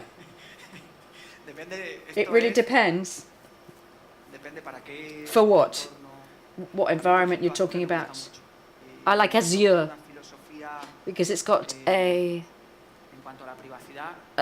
privacy philosophy which is streets ahead of other cloud companies.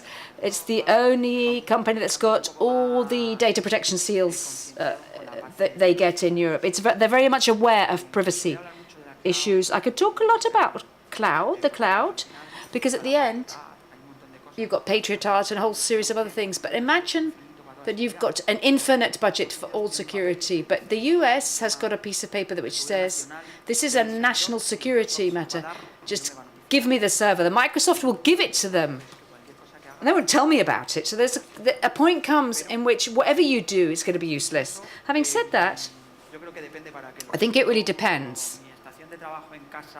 I use my home workstation with my 8 virtual machines. It's a complete world. I think Windows is good. I like Windows. And then there's the new Windows 10, which has ATP. From a business viewpoint, actually, they're evolving a lot. You started using RT. I like Microsoft on my workstation. And actually with an administrator without power, you can't connect. So it kind of really depends. Everybody's suffered from these sorts of things. We'll just stop with the hash patch that's not been solved, the unsolved major problem. Actually, the other day I was in a training course for a company here in Spain. There were several days, and the first day they said to me they had 12,000 Windows XP. I can't say the company, but so I showed them.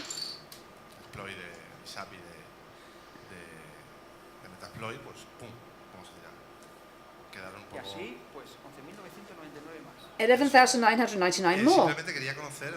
So I just wanted to know your opinion about this, the fact that there are companies that have still got Windows XP. They said it was an economic problem, but knowing, for example, that patches for WannaCry for XP, they still know that there are lots of XPs out there. And it's a complex world.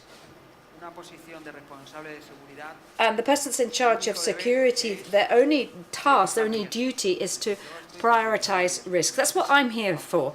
I have to prioritize risks. So maybe 12,000 XPs is probably a lesser problem than the fact that I don't have a backup or contingency FP. I've got a budget, so with that budget I've got to do what I can with the worst and the biggest risks that my organization have. It may well be that 12,000 XPs isn't actually the biggest risk for my organization because they've got compensatory controls, because they've got a firewall.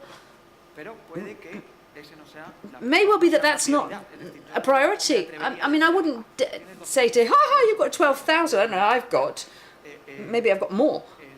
But the thing is, the person in charge of security needs to know what their risks are and spend their money wisely, because there's always going to be a risk there. In fact, we've already accepted that gap. There are an infinite number of projects. I know I'm giving you a general reply, but it's the pride I have to give you. I mean, I'd shoot the guy, personally. And if I say to you that there was nobody in charge of security, what would you say then? Just put your CV there. Hand out your CV. It does happen. It's an issue of security maturity. Unfortunately, not everybody isn't aware of this. This room isn't full. Not everybody's aware. People are driving this forward, but INCIBE didn't exist 20 years ago, and we already had security problems then. So it's a subject, you know, it's awareness raising in large companies. And I hope this is a medium-sized company, even though they've got 12,000 XPs, but it's time. It's just time. I've had major security problems in many environments. Even though there isn't somebody with a security hat on, it may well be that the CEO is in charge of security. So even though they don't have that post, he plays the role of the security person in charge of security. What's necessary is for somebody to take care of security.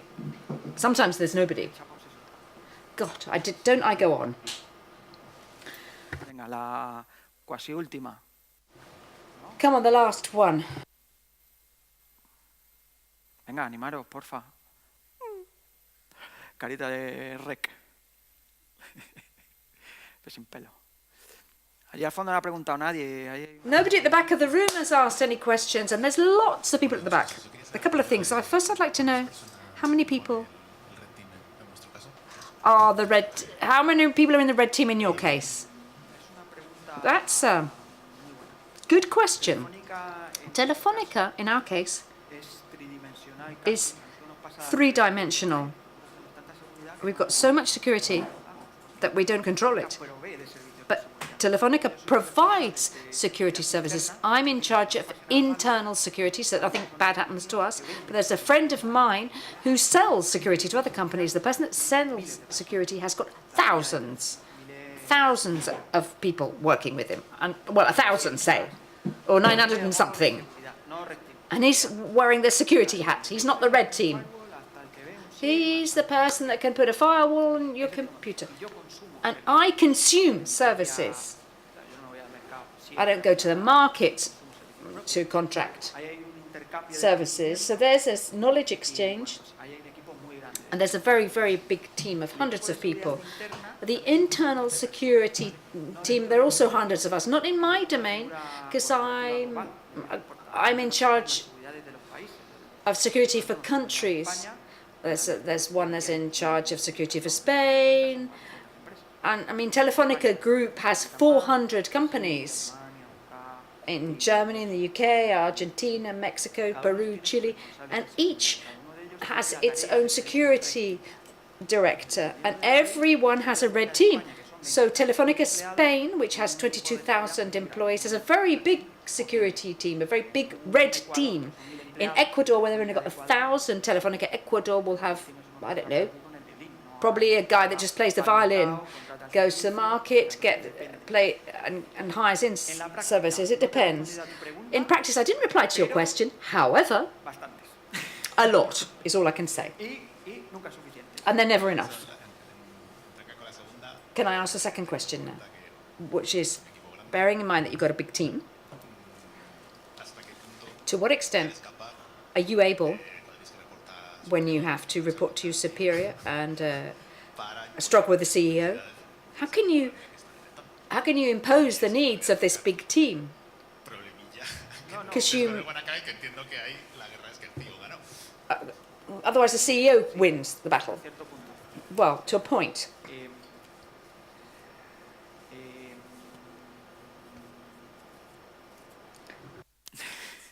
Es que casi me he dispersado con la pregunta. Sorry, I got a bit lost with the question. How do I manage? I've spent 2 years at Telefonica. Unfortunately, recently, I've been sort of being able to push forward and make things happen. There's been a sort of a free external warning which has helped certain decisions to be taken within the company. So I can say, as things stand today, I speak directly to Telefónica's chairman. I don't talk about Metapreta, but I talk about the fact I've got 12,000 XPs, window XPs, or some kind of other problem, so that it's dealt with. And in my CEO, and I'm not talking about the CEO of the operators, that's why they've got the head of security CEO, the global CEO is very closely related to us, and he supports what we do. And this year, he decided that it probably is important to take notice of us. So we don't have that problem. If you'd have come last Friday, maybe. But just like all organizations, there's no organization when the security IT relationship is that good. It's top down, down top. For the companies in IBEX 35, in which the person in charge of security needs to spend 3 million euros, and they can't go up. But in my case, I talked to the chairman of the company, and I'm not going to tell him things that aren't true. But in fact, I don't have to negotiate with my CEO. It's really the philosophy of the way we govern security. Mackenzie and others will say, oh, it's better to do it this way. And things change over time. But what we're seeing in the sector in general is that security is being taken out of the technological field, so there's fair play in these kind of conversations. So it's not just a matter of saying, oh, give me some money for this. And the money says, no, I won't, because I need to give some money to production. So you can, you get shot down. So it's complex, but that's what makes our role fun. You know that you have to belt tighten because there are lots of things and not everybody can do it. Because in the end, security can say no. No, don't do that because it's unsafe. We're competing in a market in which you need to be agile. There are many competitors, the business and payroll. Having said that, did you see... You were watching football when WannaCry was there. You all watched football, didn't you? It didn't affect our production. It affected some workstations, but it didn't affect production. That says a lot about Telefónica. So you've had an incident, but people were able to send WhatsApps, they were able to watch the football and phone each other. There were some patches there. Yeah, there were lots of patches, but it didn't affect production, and that's very important. In addition to other help that we got from INCIBE.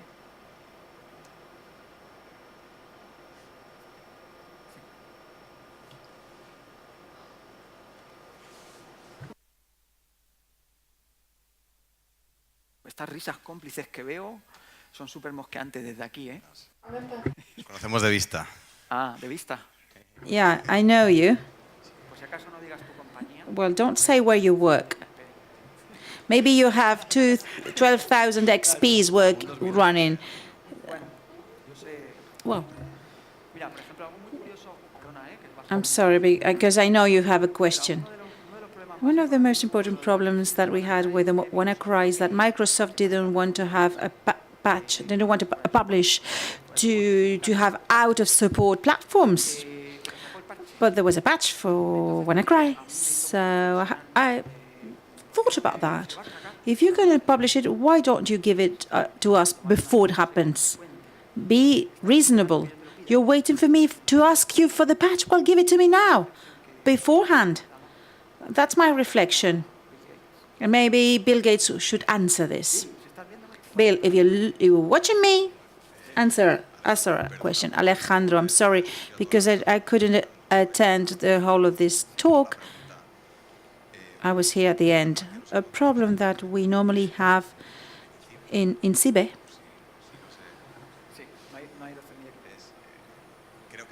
I don't think we have XPs. Well, when you get a service passed to production, especially for complex services, it's very hard from the point of view of DI and security to ensure that everything is okay. But normally, especially in certain services, we succeed, especially for the commercial side, in commercial applications and services, it's different. The deployment manual of this mega solution. Well, first you deactivate Linux. You disable that and this and that. Do you have the same problems in Telefonica? How do you tell an Oracle or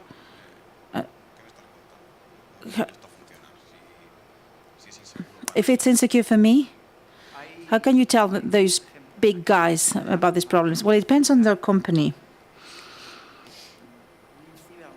INCIBE, maybe that's hard for INCIBE. Maybe it's difficult for you to run an Oracle. In my past, I had this big technology company, and I was using commands in their applications. I'm executing commands, and they told me, "Well, we put you in the roadmap." There's a part of expectations management internally.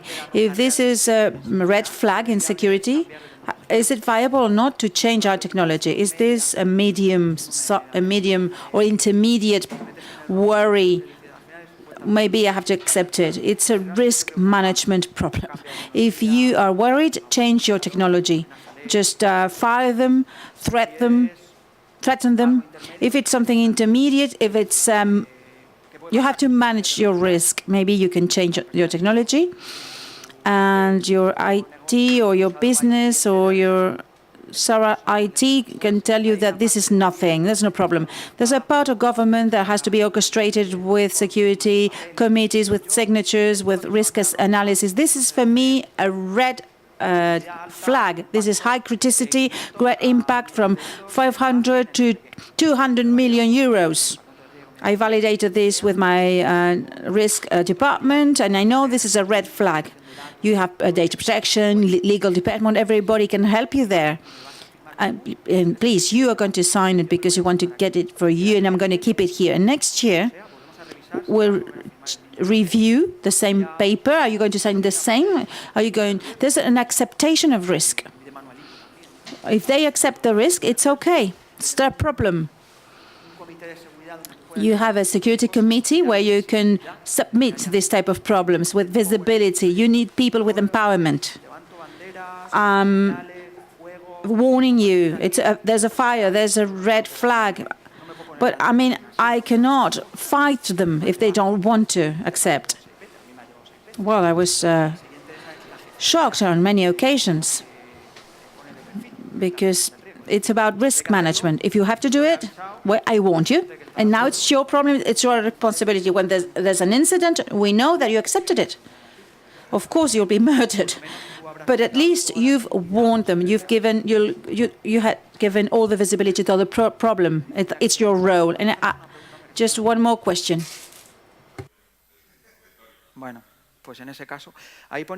Well, you switched it off. It said 5. Doesn't matter. Thank you very much. I hope you've appreciated it, especially those who are watching online.